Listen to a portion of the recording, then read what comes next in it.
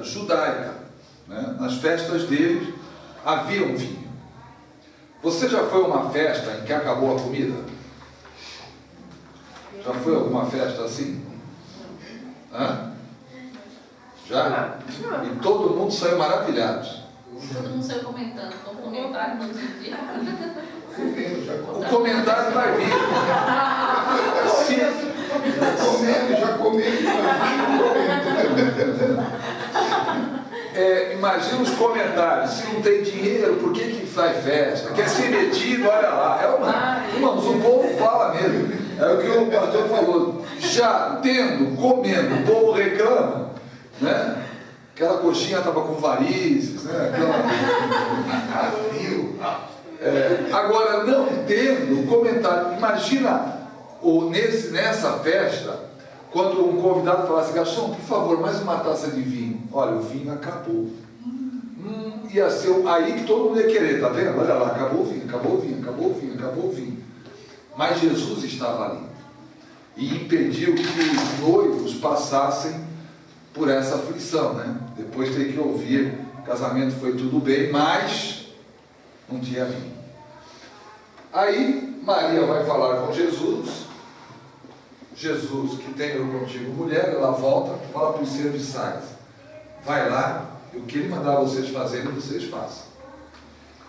E eles vão até Jesus, e a ordem que Jesus dá é uma ordem estranha: enchei 6 talhas de água. Irmãos, ele está faltando vinho. Ele manda encher de água.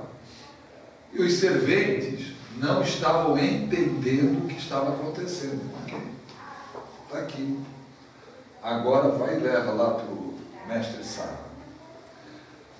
A água, ela não tem cor, não tem cheiro, não tem sabor. Imagina que eles estão levando as talhas para o mestre Sala, daqui a pouco a água mudando de cor, sentindo o cheiro do vinho, e quando vai ao mestre Sala, que ele prova, uau, chama o noivo e fala: normalmente numa festa se serve inicialmente um bom vinho, depois que as pessoas já beberam, aí serve um vinho inferior, porque elas já estão sabendo mais o que é bom, o que é mal, né? Mas você fez diferente de todo mundo. Você reservou o melhor vinho para o final da festa. E diz: e assim Jesus iniciou os seus milagres, né? Fazendo esse primeiro milagre. E é um milagre, irmãos, porque transformar água em vinho, a produção de um bom vinho leva tempo, desde a colheita da uva até o engarrafamento, envelhecimento, leva tempo. E Jesus passou por cima do processo, e em questão de segundos, ele transformou água em vinho. Milagre, irmãos. Milagre. Amém? Amém. Agora não tente fazer isso em casa, ali foi sobrenatural. Não vai dar certo. Ok? Também aqui, olha, alimentou 5.000 homens, fora mulheres e crianças. Vamos lá para o mesmo Evangelho de João, só que agora o capítulo 6. João, capítulo 6, versículos de 5 a 14. Jesus olhou em volta de si e viu que uma grande multidão estava chegando perto dele. Então disse a Filipe: onde vamos comprar comida para toda essa gente? Ele sabia muito bem o que ia fazer, mas disse isso para ver qual seria a resposta de Filipe. Filipe respondeu assim: para cada pessoa poder receber um pouco de pão, nós precisaríamos gastar mais de 200 moedas de prata. Então, um dos discípulos, André, irmão de Simão Pedro, disse: está aqui um menino que tem 5 pães de cevada e 2 peixinhos. Mas o que é isso para tanta gente? Jesus disse: digam a todos que se sentem no chão. Então todos se sentaram, havia muita grama naquele lugar. Estavam ali quase 5.000 homens. Em seguida, Jesus pegou os pães, deu graças a Deus e o repartiu com todos. E fez o mesmo com os peixes. e todos comeram à vontade. Quando já estavam satisfeitos, ele disse aos discípulos: recolham os pedaços que sobraram, a fim de que não se perca nada. Eles ajuntaram os pedaços e encheram 12 cestos com o que sobrou dos 5 pães. Os que viram esse milagre de Jesus disseram: de fato, este é o profeta que devia vir ao mundo. Havia uma multidão de pessoas. Diz que só os homens eram o número de 5.000. Só de homens eram 5.000, tinha mulheres e crianças. E Jesus, quando viu a multidão, pergunta: olha, está vendo quanta gente tem aí? Como que a gente vai alimentar? Ele falou: olha, nem com 100 moedas de prata a gente consegue, não tem dinheiro para tudo isso, não tem como. Aí alguém fala: olha, nada não, aqui tem 5 pães e 2 peixinhos, o que é isso? Aí Jesus falou: dá aqui para mim. Talvez o discípulo tenha pensado assim, espertinho ele, né? Viu que só tem isso, já pegou, já foi defender a parte dele. O que Jesus fez com os 5 pães e 2 peixinhos? Deu graça. Ele não enxergava 5 pães e 2 peixes. Ali ele estava vendo um milagre. E devolveu aos discípulos e falou: olha, dá de comer para eles. Você já imaginou o que se passava na cabeça desses discípulos? Mas como? Mandou sentar, né? Olha quanta gente aí, e 5 pães e 2 peixes, mas à medida que eles iam distribuindo, os pães e peixes iam se multiplicando. Não é que Jesus orou e de repente caiu do céu uma quantidade enorme de pães e peixes e todos se fartaram. Não, eles foram, à medida que eles iam distribuindo, os pães iam se multiplicando. Teve um cemitério teológico, que existe seminário teológico e cemitério teológico. Cemitério teológico é para enterrar, matar e enterrar a fé das pessoas. Leva a questionar a Bíblia, não a crer, mas a questionar.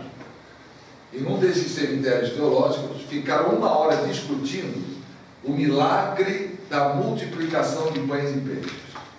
Depois de um tempão, sabe qual foi a conclusão que eles chegaram? Qual foi o milagre?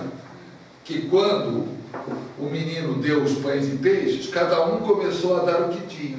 Quando todos se dispuseram a dar, então todos se fartaram e sobraram 12 cestos cheios. Quer dizer, não houve uma multiplicação de 5 pães e 2 peixes. O que houve o milagre foi a disposição das pessoas a dar. Mas o texto aí diz que a partir de 5 pães e 2 peixes, estes 5 pães e 2 peixinhos alimentaram 5.000 homens, fora mulheres e crianças, e ainda sobraram 12 cestos cheios.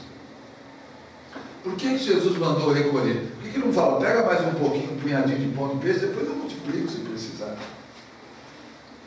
Para que nada se perca, porque o nosso Deus não é Deus de desperdício. O que você pode fazer, você faz. O que não pode, ele faz. Sobrou, recolhe, que a gente vai usar isso aí para comer. Amém? Amém.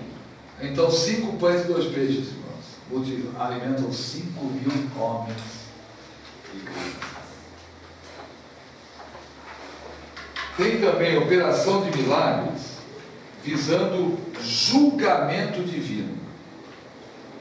As pragas do Egito foram milagres. As 10 pragas foram milagres que trouxeram juízo sobre os deuses do Egito. Tem gente que contesta dizendo: não, é que uma coisa puxou a outra e elas foram acontecendo, né? As pragas das rãs, pragas das moscas. Essa daí diz que quando veio a praga das trevas, né, diz que nenhum egípcio ousou se mover do seu lugar, porque era tão densa, a escuridão era tão forte, que eles não conseguiam ver nada. Como que pode naturalmente acontecer isso? Ah tá, teve um eclipse, tampou o sol, mas tem tocha, tem lamparina, eles tinham formas de fazer fogo, né? Só que foi uma intervenção de Deus, um juízo de Deus no Egito. Mas sabe o que a palavra de Deus diz? Havia trevas na casa dos egípcios, mas na casa dos hebreus havia luz.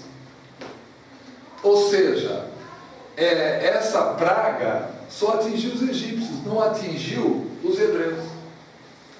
O que é isso? É milagre, irmãos. Milagre de Deus, intervenção divina no Egito. Então aí é um milagre, mas é um milagre que traz juízo, não traz bênção. Ok? Por isso que quando Paulo fala da ceia, que cada um deve julgar-se a si mesmo, se examinar a si mesmo, não é que nós vamos julgar os outros, cada um tem que fazer um exame da sua consciência. E ele diz, porque todo aquele que toma a ceia de modo indigno, traz condenação para si. Não é Deus que condena, é a pessoa que se condena. Por isso há entre vós muitos fracos e doentes e outros que já morreram. Não era para morrer, mas morreram. O que é isso? Foi um juízo sobre ele. Eles trouxeram condenação. Então essas coisas acontecem hoje também. Tem o caso de Ananias e Safira, que nós lemos. Irmãos, a morte de Ananias e Safira não foi natural. Eles não estavam ali com enfermidades terríveis e acabaram morrendo dessas enfermidades. Não, eles estavam sãos. Só que quiseram, nós lemos na aula passada, lembra? Quiseram enganar a igreja. Quiseram mentir para a igreja. E o Espírito Santo trouxe uma palavra de conhecimento sobre o engano que eles estavam trazendo sobre a igreja. E quando Pedro profere essa palavra de conhecimento, Ananias, por que Satanás encheu o teu coração? Por que você permitiu? Por que você deixou Satanás encher você com esse pensamento errado? Você mentiu ao Espírito Santo, você não mentiu a homens, você mentiu a Deus. E diz que na mesma hora, Ananias caiu morto. Irmãos, é um milagre, só que não produziu nenhum benefício na vida dele, produziu morte. Por quê? Uma intervenção no curso da natureza, não era para ele morrer. O natural não seria ele morrer, mas ele acabou morto. Por quê? Por uma ação de Deus. Tem um caso, não está na sua apostila, mas vamos abrir lá em Atos capítulo 13, versículo 11. Atos 13, versículo 11.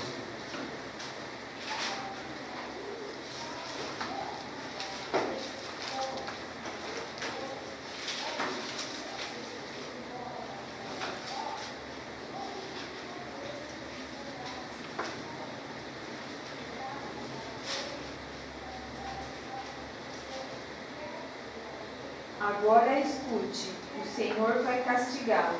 Você ficará cego e não verá a luz do sol por algum tempo. No mesmo instante, Elimas sentiu uma nuvem escura cobrir os seus olhos e ele começou a se virar para todos os lados, procurando alguém que o guiasse pela mão. Elimas aí, ele enxergava perfeitamente. Quando você lê o contexto, Saulo e Barnabé, Saulo ainda não tinha mudado o nome dele para Paulo, não tinha assumido o nome de Paulo. Eles estavam